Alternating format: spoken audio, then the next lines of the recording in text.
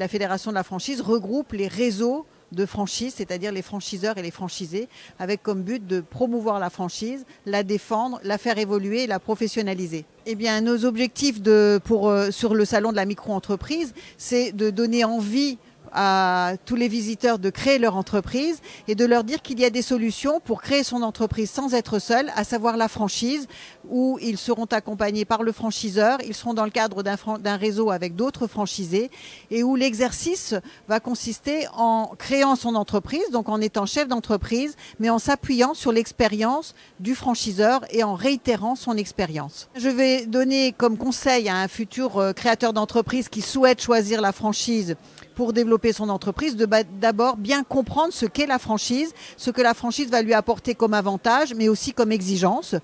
Deuxièmement, de bien choisir son secteur d'activité, qui doit être bien évidemment en relation avec ses goûts, mais aussi avec ses capacités d'investissement.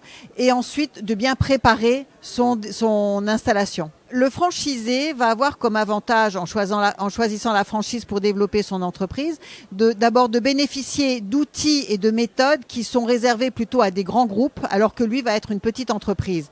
Il va bénéficier de la notoriété de l'enseigne, du franchiseur. Il va bénéficier de son savoir-faire, c'est-à-dire de toute son expérience, des méthodes de gestion et de tous les process. Et il va bénéficier pendant toute la durée du partenariat de l'assistance du franchiseur.